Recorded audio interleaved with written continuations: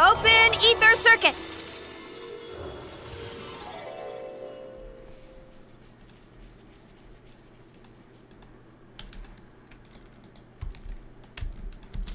Will do.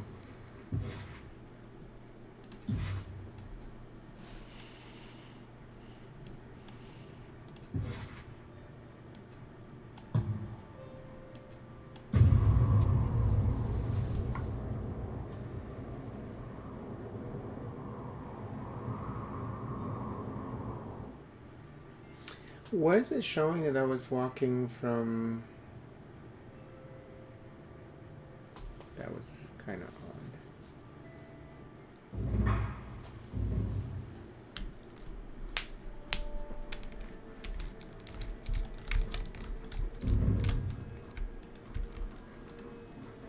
Guess the Tunan would hear my case next.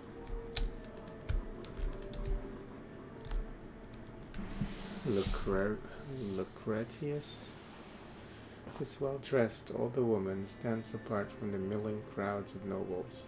She stares off into the distance, oblivious to your approach until you're right in front of her. "Oh, greetings," she offers with a reserved smile. "Anda Lucretius, formerly of Thistleholm. You have the look of someone who belongs here. A fade binder, no doubt." She nods. "Do you need something from me? What are all these nobles doing in Tunan's court?" She smirks and shakes her head. "Trying to look brave, I warrant, but if you crane an ear to any of their conversations, you'll hear a different tale. 3 years since Tunan set up shop in the bastard city, we're still getting used to our new masters, and figuring out what we can and can't ask of them." She nods to the assembled nobles. "These are smart, ring-plenty folk. The way they approach Tunan, you'd think they were raised under the tyrant's lash. Some have come to settle a grievance, others to pledge fealty. I've been standing around long enough to know that the adjudicator doesn't care for empty gestures." "How has the bastard city fared since the conquest?"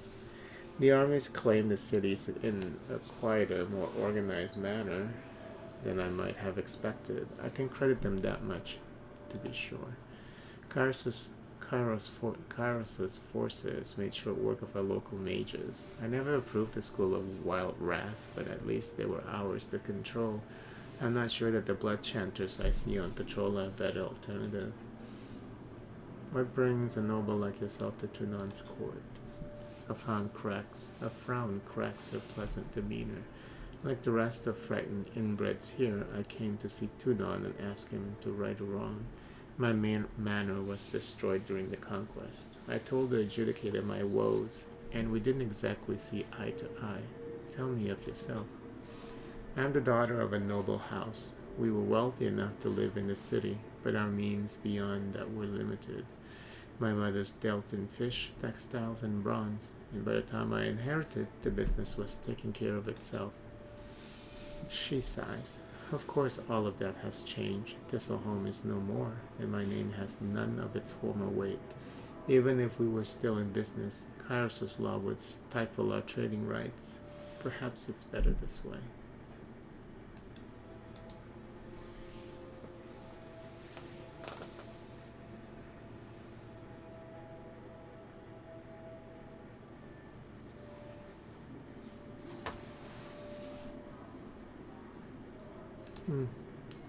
What is Thistleholm? A great sigh deflates her. "It was my family's ancestral hall. The oldest stones dated back to the years when the bastard city was naught but a dozen roofs and wagons clustering for warmth. Compared to the houses of the great lords, it was nothing special. Age had softened the wood, and its queer placement in the warehouse district set it apart from the finer grounds, where lords and ladies strolled for amusement. It was a mess, but our mess all the same. I would invite you over for tea, something stronger even, but it would only disappoint. You'll find naught there but a gaping hole." "What happened?" "Collateral damage happened. When the adjudicator cast his judgment on the bastard city, he destroyed the districts of the corrupt merchant kings, their manors, their counting houses, and yes, their warehouses. age dignified Thistle home collapsed as a massive sinkhole opened under her foundation. The Bassa City's law may not have been perfect by Kairos' standards, but my family followed them with respect and never took a copper ring more than we deserved. I can't help but feel that my estate was not the criminal Tunon had in mind during his sentencing. So what are you going to do next? That's the question, isn't it? I appealed to the adjudicator, thinking he would see reason. After considering my case for all 8 seconds, he awarded me a belt of rings and a plot of land on the outskirts of the city. Tunon told me to build anew and start farming. Farming? Can you believe that? She shakes her head. It's not even that I'm opposed to the labor, but we're in a war. I can't have the scarlet chorus breathing down my neck, raiding my crops, and Kairos knows what else.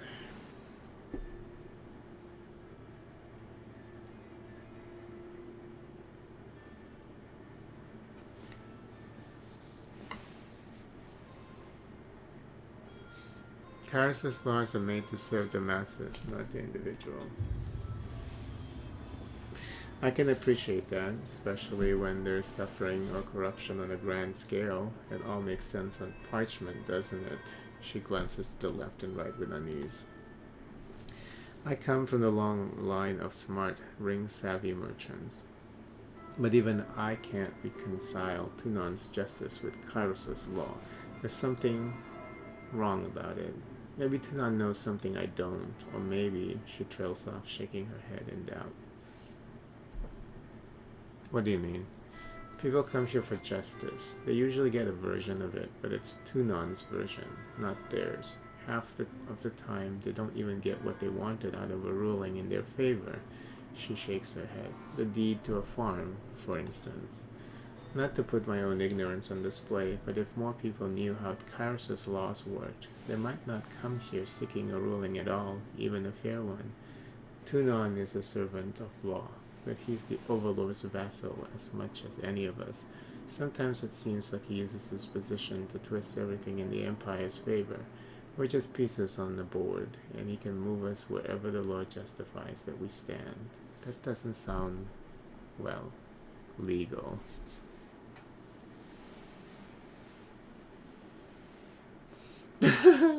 How much is my silence worth to you? The ungrateful one.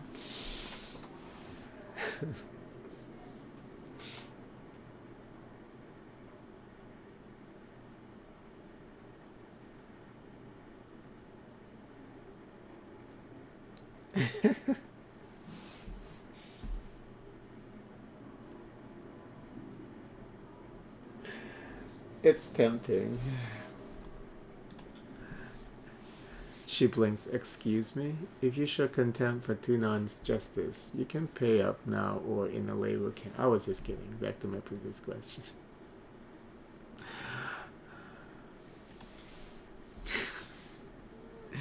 No, I want to get money though.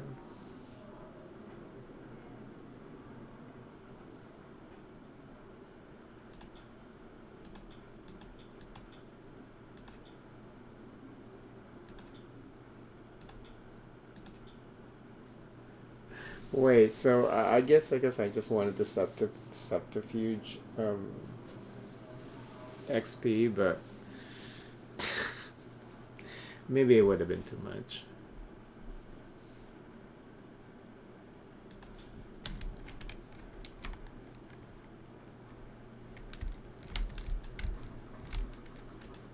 Any petitioner that displeased Tunon would meet their fate in the pits below the court. The court has changed, where mountains of rings once traded hands, now people are put to death. They say it takes an archon to fully comprehend Kairos' law. I believe it. Fadebinder, welcome to Tunon's court. The nobles have been lining up for days to voice their problem. Why we even listen is beyond me. Can't do that. Oh, there's Tunon.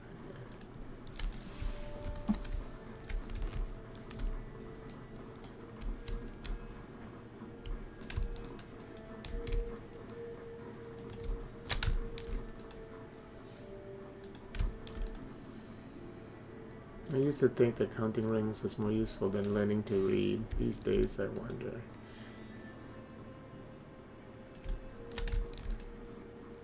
My father tried to bribe the adjudicator. The court sent him to haul supplies in the army's rear guard. I haven't heard from him since. The disfavored hang my niece for singing a song about Graven Ash. They're very protective of the Archon one. Of their Archon. Oh.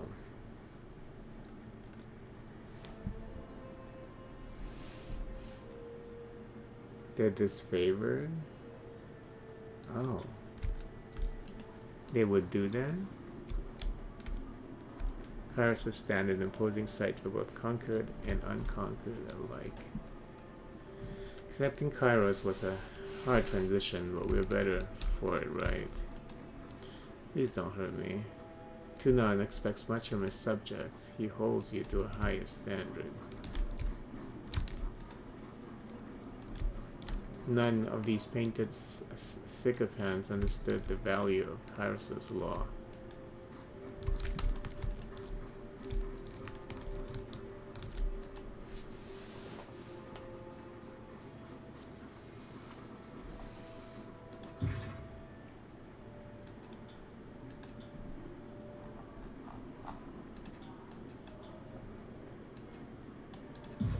Oh.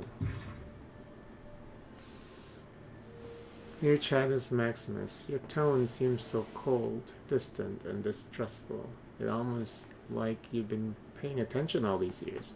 Yes, I knew I learned about the wording of the edict, and while I did not advocate that you be sent, I did not disagree.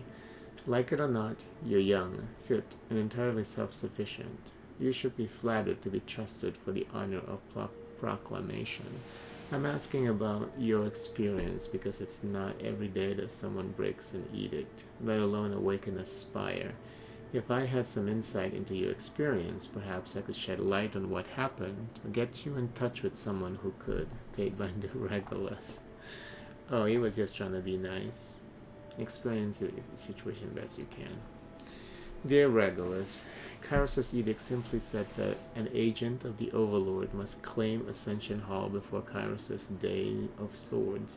The only thing I consciously did was take charge of the battle to claim Ascension Hall. Well, he could still be trying to stab you in the back, you know. I can't trust anyone, really. But let's just do it. My claiming of the spire happened just moments after I felt the edict's grip release. The floor of Ascension Hall gave way, unearthing glowing pattern buried beneath the chamber floor. Kairos only knows how long it's been buried under the tile. As for how I actually claimed the spire, it is perhaps a mutual bond. Atop the spire is an old structure, a twin-tine edifice. I'll include a sketch on the back of the parchment. The structure spoke to me in sensations and images, and it seems to respond to my presence in some limited capacity. That is what happened, as best as I can think to describe it. Does any of this sound familiar or bring to mind any old stories or rumors?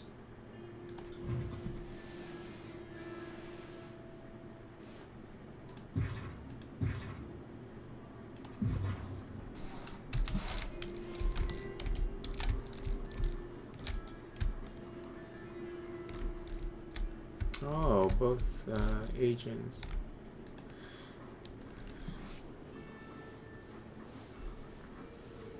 You call yourselves officers of Kairos' army, but your conduct falls short of my expectations. The court finds your accounts of Vendrian's well lacking, rife with misdirection and fallacy, fouled with baseless accusation. The shadows beneath Tunon's cloak darken and flare around him. Murmurs of unease erupt in the court.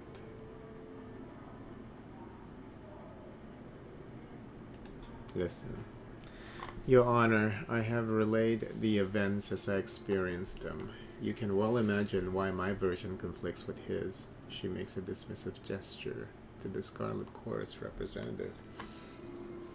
On my honor and on that of the great general, I would sooner snap my sword than perjure myself before you, Archon.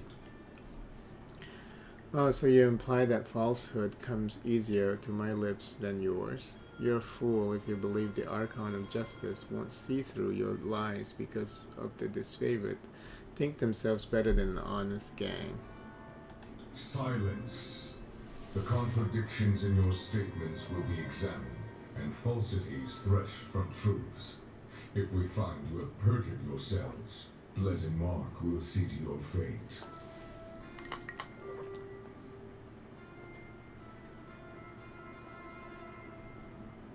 Fatebinder, we will start with the matter of the Archons.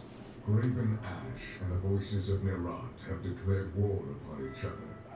In addition to violating Kairos' peace, they have thrown the conquest of the Tears into disarray. By all accounts, these hostilities began shortly after your arrival. Tell us what transpired.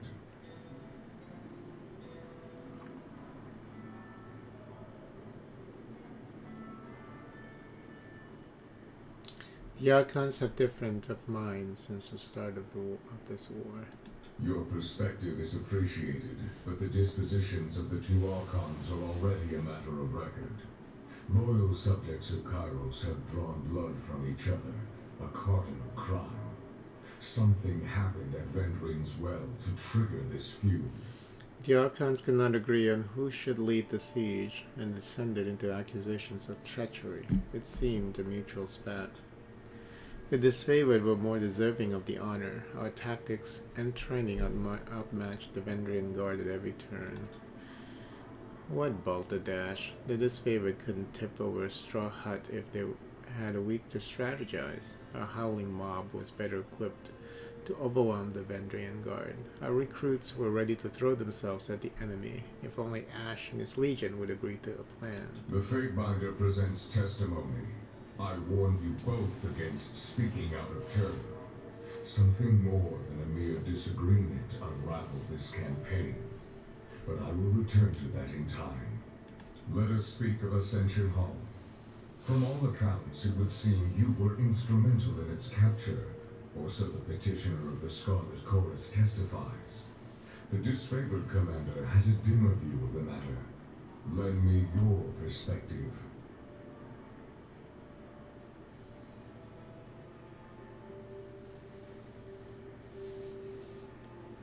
I joined with the Scarlet Chorus. We took the Citadel with an unstoppable advance. The edict meant certain doom if the siege failed. So why, when your survival depended on it, did you join your strength to the Scarlet Chorus What a and question. not the elite disfavored?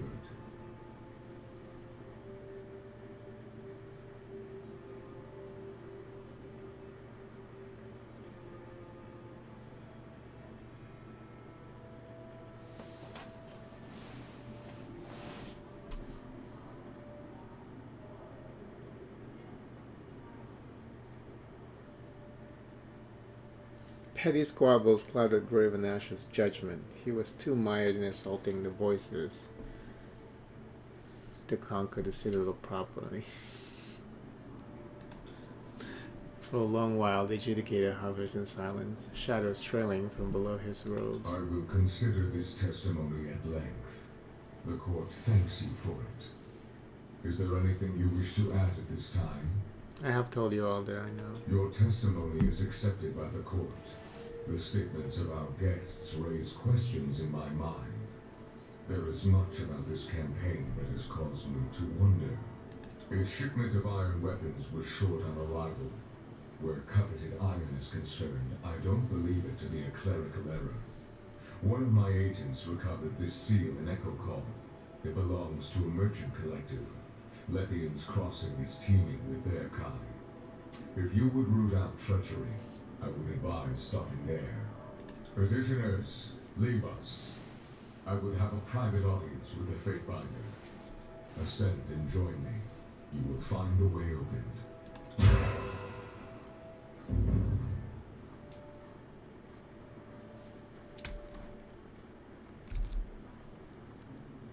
Yeah, there's Rogulis. I just sent you a missive. Let's stop these people real quick.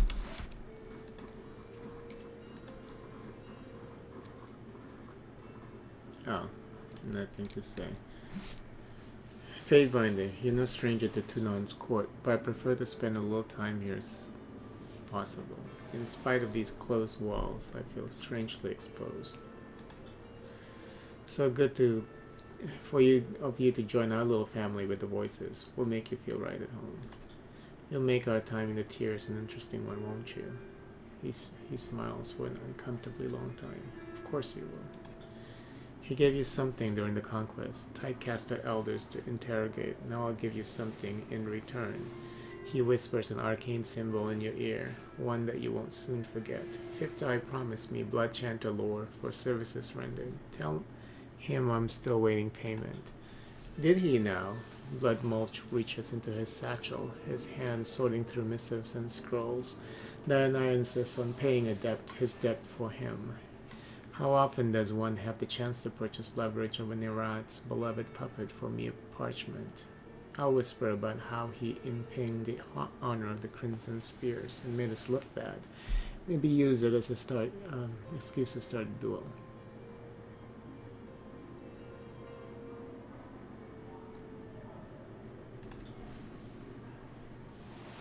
He hands you a scroll with a pompous flourish. Study, and study well. The voices in the right prefers them educated.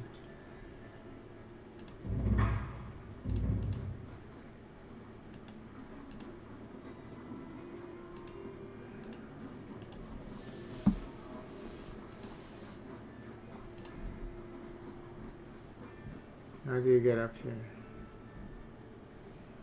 Oh. Hey, how? He said you will find the way open. Oh, right here. Okay. And right here. Alright.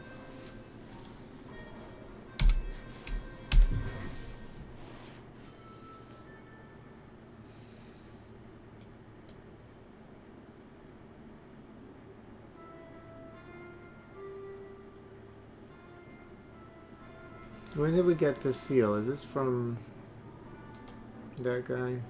No, I don't know where we got that seal.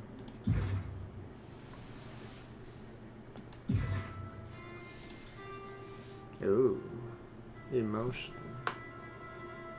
Mental humor, creating passions in a target ranging from apathy to blinding rage.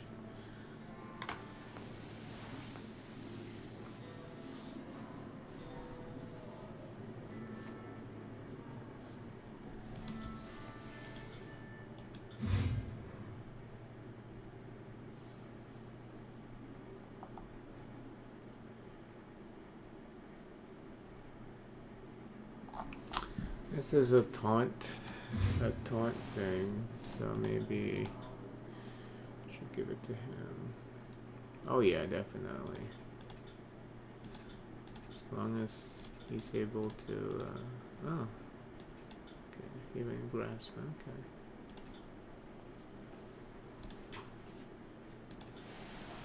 Yeah, this Titan's touch and healing, not healing, spectral blur.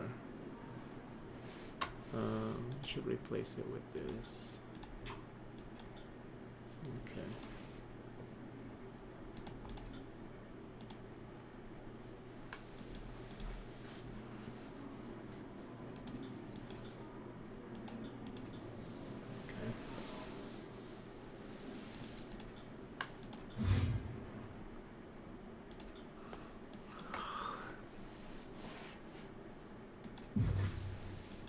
I have to talk to these people.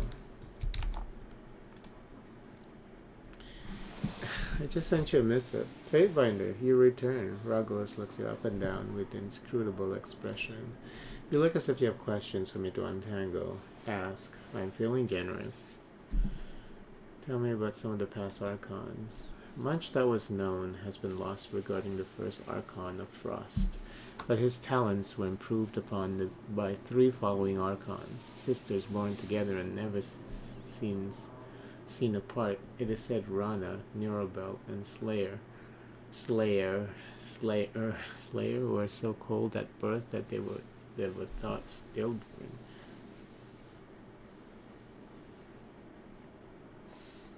Where did you study when you were younger? I've been a ward to the court for as long as I've been aware. As a child, I demonstrated wholly perfect recall, and I observed all that Tunon and my tutors had to offer. I remember hating all the lectures and wishing I could learn at my pace. Funny how I envied the sages of the tears, how they could spend their whole lives reading and never exhaust their library. Of course, now the Vellum Citadel is nothing more than a burning waste. What do you think about the other fate binders? You'll need to be more specific than that, I'm afraid. There is, on last count, slightly more than a handful of us.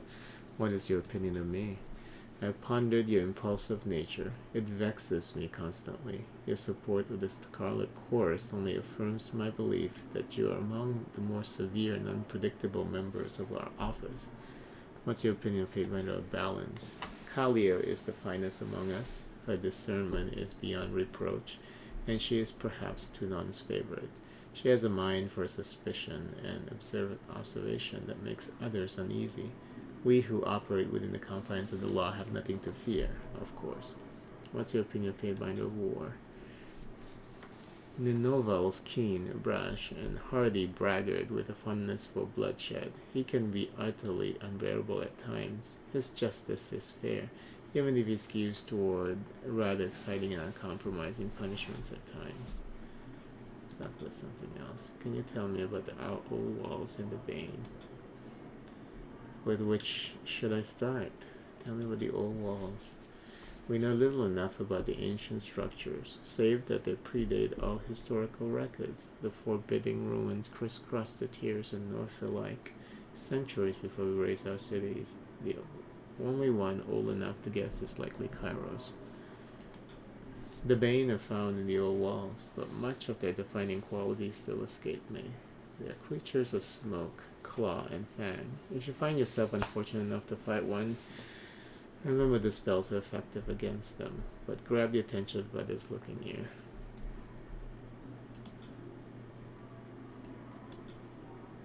The political entities of the tiers are essentially split between the bastard tier, the younger realms, and the free cities. So what you want to know? The bastard tier is the most northern of the tiers and was first to bow to Kairos' reign, though the knee they bent felt unwillingly. Kairos had his eyes on the bastard tier for many years before he marched on her capital city. This is the hub of trade and commerce. Claim the markets, and people will follow. The younger realms sprawl the middle and southernmost tiers and can be catalogued as follows: Apex, Azure, Haven, and Stalwart. Azure was renowned for its exceptionally fertile land, which fed the whole of the tiers. That was before Kairos' edict of stone blighted the land. Stalwart is also worth mention, for it comprises the whole of the southernmost tier, and proves the toughest and most defensible of the realms. It is often said that the other realms will not fall while Stalwart yet stands. The local army wages bitter war against the disfavored, though the Edict of Storms has cut off the best of their defenses. It's only a matter of time before Stalwart falls. There are 3 free cities remaining: Glass Harbor, Spiral's Maw, and Barris in Chains. The first and strongest of the free cities was the Setting Sun, which Kairos crushed in 429 with the Edict of Tumult. After that, the remaining free cities were quick to surrender.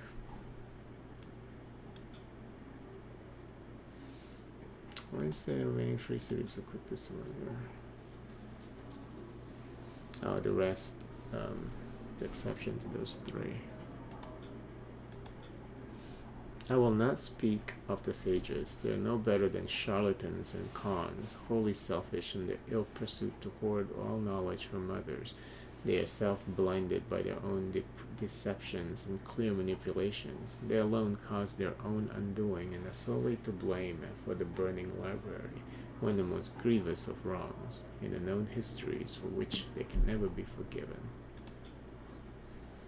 So I'm really upset about that, huh? Chadius Maximus, I see you've returned to the fold. Your exploits in Vendrian as well are a matter of some discussion. The Fatebinder of Balance regards you with a discerning eye, and for a moment you feel as if she's trying to peer into the very depths of your mind. What can I do for you?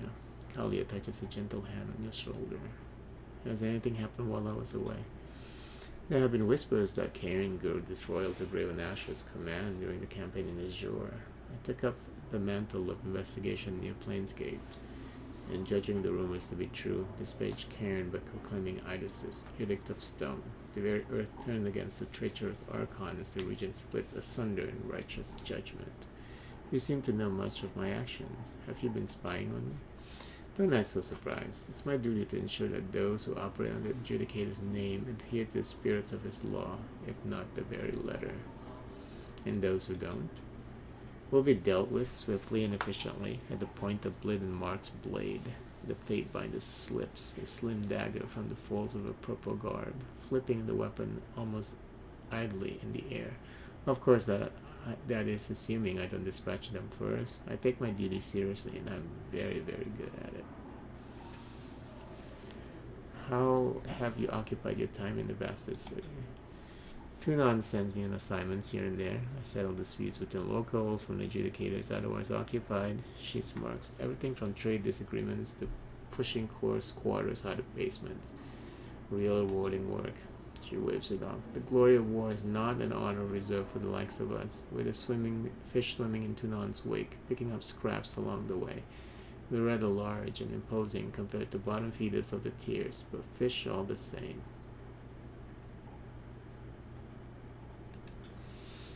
Tunon is our overlord's fair and extracting adjudicator. He speaks with the voice of Kairos' law, and his word is judgment.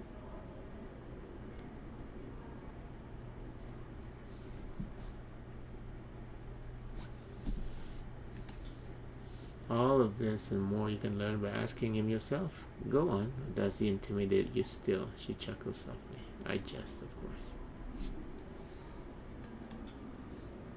You're free to share them in my confidence. She leans in closer.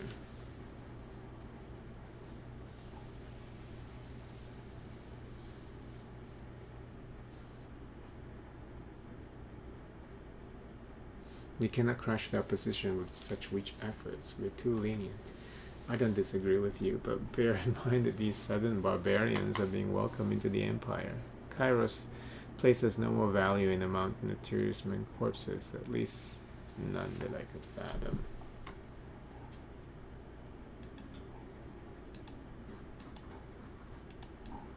Will do.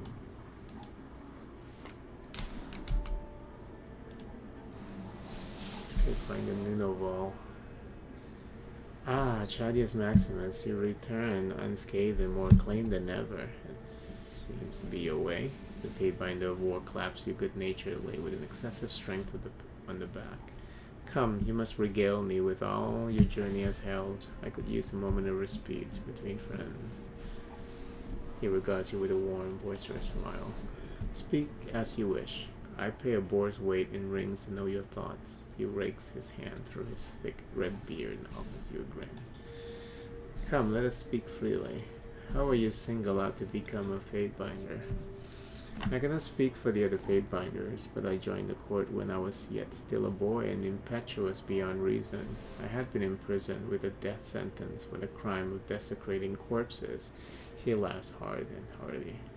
It was nothing so exciting as you're no doubt imagining. I was merely burning corpses that awaited burial. Before the local authority could see me into the gallows, the adjudicator claimed me a great talent waiting to be realized, needing only to be steered.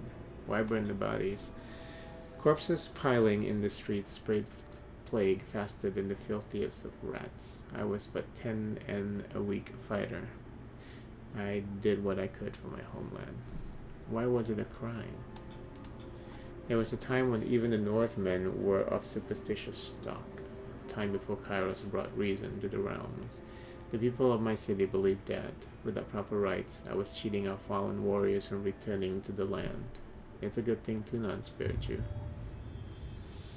As I have said, the adjudicator saw within me something of rare value, as if true for us all. You as well were chosen for a great court, for which I am grateful. As the Fatebinder of War, I rely heavily on your talents. I'm a Fatebinder of what, though? Has that ever been discussed? I'm just Fatebinder. Let's talk about something else. I'm curious about Tunan's masks. They can be rather unsettling, can't they? Even to one such as me, but I can assure you, the innocent need not fear their objective, emotionless gaze. What of the adjudicator's mask specifically would you like to know? I want to know about the silent face. The silent face is the face that Tunan shows to us now, and for that we are fortunate beyond belief. The silent face is a patient face, a face for listening as Tunan presides over all matters brought to the court, taking great pains to ensure all sides of an issue are heard. I want to know about face of resolve. Tunan's last known dawning of the face of resolve was the moment he judged and called to ruin to half of the districts of the bastard city. Since then, he has ruled our northern tier justly, calmly, and with efficient diplomacy. I want to know about the face that is no more. Tunan is said to have worn a third mask in eons past. I have heard rumors that the face displeased Kairos and thus was destroyed, as happens to all persons and objects that displease our overlord. Have you ever seen Tunan change his mask? In the way that you and I would change our raiment? No, not as such, and yet I have seen the masks shift. They switch without the adjudicator or anyone so much as laying a hand on them. It's not something you can watch unfold. After a time you merely realize it has already happened. Could you remind me of the history of the origin of Fatebinder? The seasoned warrior rubs a finger against a line of stubble along his cheek. Should have made the whole thing a stubble. Just shave your fucking beard. We're relatively young order, though we have spanned these past 2 centuries, while the voices of Narat and Graven Ash needs armies to execute their will. Tunan wields but a modest court of vassals. We exist at the extension of this law. There is no place in all Teradus beyond our judgment. Tell me about Kairos' armies, our allies. Ah yes, with friends like these, our work is often self-explanatory. Were you asking about the Scarlet Chorus or this favored? Scarlet Chorus soldiers hail from every corner of every realm. As the chorus marches, it conscripts indiscriminately from those it has conquered to replenish its ranks. There is no continuity of command in the chorus. Narod allows, encourages even the strongest to challenge their leaders. But the chorus has numbers, and brute force is almost always a viable solution, much as Regulus insists otherwise. Besides, the Scarlet Chorus draws strength from multitudes it swallows. Its blood chanters have taken knowledge from various tiers mystics, and many of the chorus's best soldiers were grown here in the south. The disfavored are the iron tip of Kairos' great phalanx, armed with the best weapons, the most comprehensive training, and led by the brilliant Graven Ash. The disfavored have no equals in open battle. Oh, she's scared shit out of me. The Legion has been saying, Graven Ash protects, and it's no empty boast. The Archon of War is able to lend his will and strength to his soldiers and give them endurance beyond human limits. Sweetheart. You need to go pee-pee. Okay.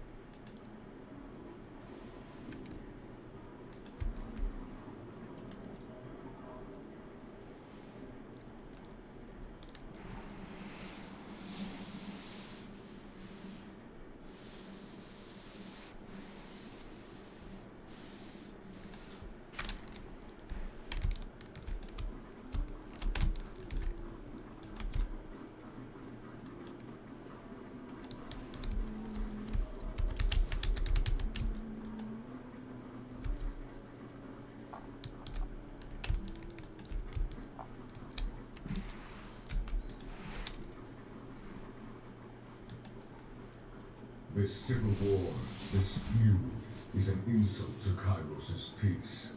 It should not have taken the better part of a year to silence the last vestiges of the Oathbreakers. Our allies squabble while our enemies regroup. It falls upon the court to measure the extent of the damage and to execute the agents of disorder. I suspect that treachery, negligence, disunity, and greed have infected one or both of our esteemed allies.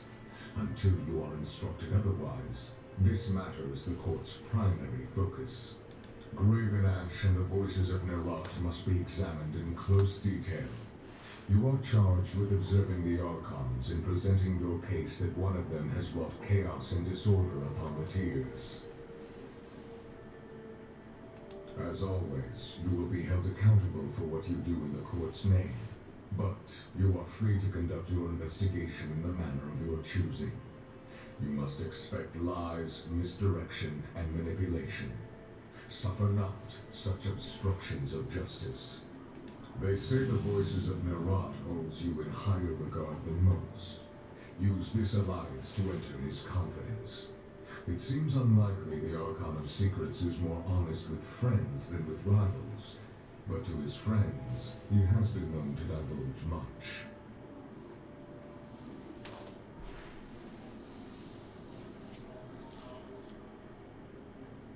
The disfavored will likely be less cooperative with your investigation. They will no doubt assume Graven Ash's honor is beyond reproach, which is all the more reason to scrutinize the Archon of War closely. And if the ironclad forces discourage your inquiry, I charge you to make them talk. Speak their language of battle if you must.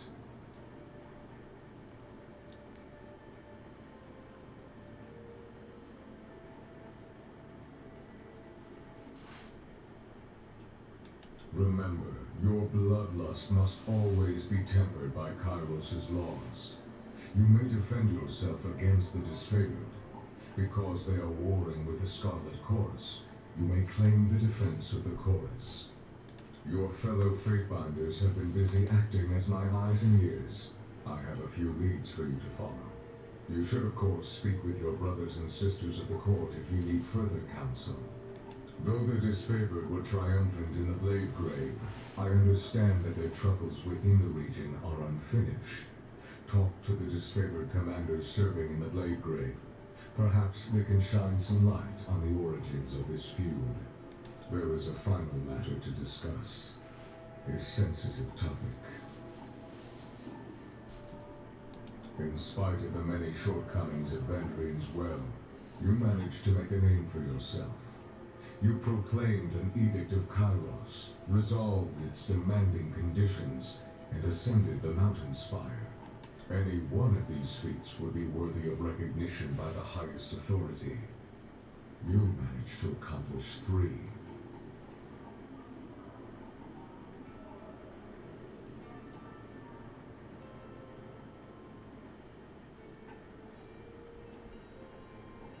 It pleases me that you grasp your role, as long as you temper it with a sense of duty. Whether by design or by accident, you have captured the attention of Kairos' army and the local Tiersmen alike.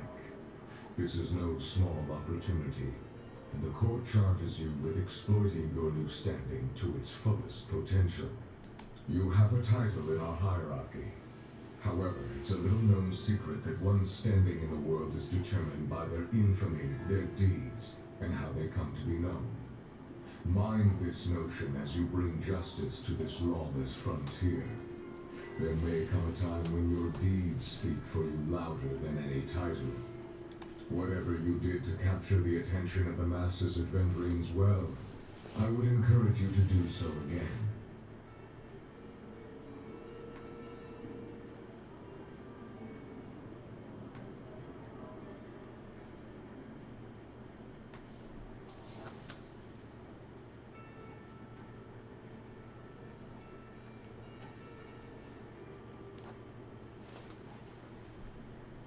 So long as order and Kairos' law follow in your wake, you may dispatch chaos however you see fit.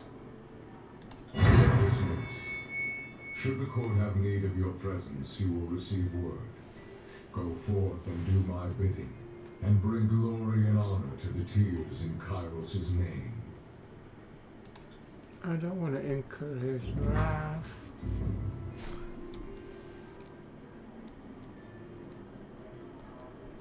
Where is that?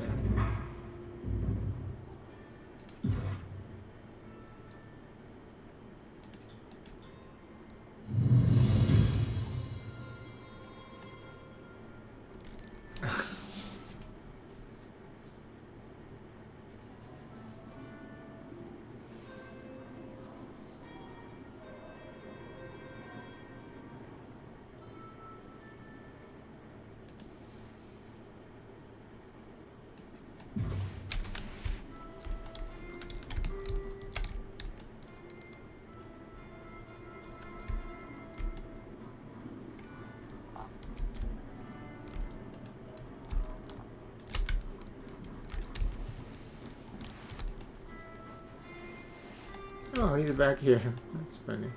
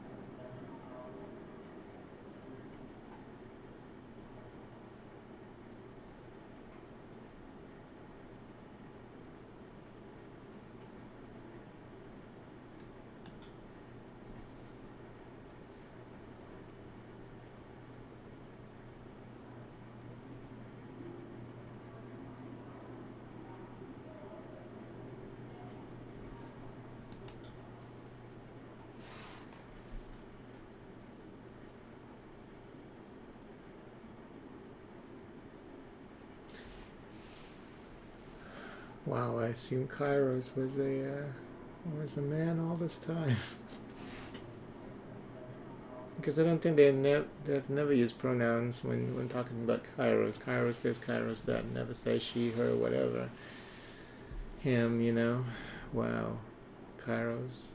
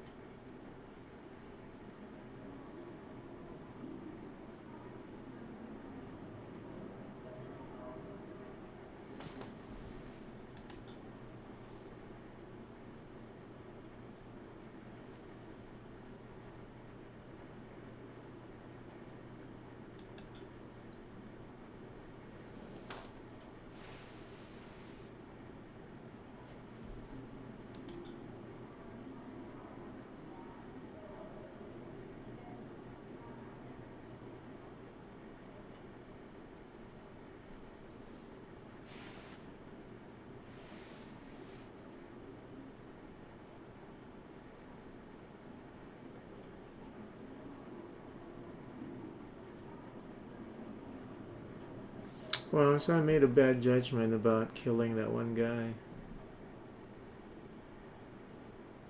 Because he uses magic on the enemies and caused the death of some of the disfavored soldiers. I think, despite the brutality of the Scarlet Chorus, it seems like the disfavored are worse. It, they do more bad stuff outside. The only problem with Scarlet Chorus is how brutal the organization is for its own members. But they seem to adhere to Kairos' laws better than the disfavored, I think. Or understand it, at least.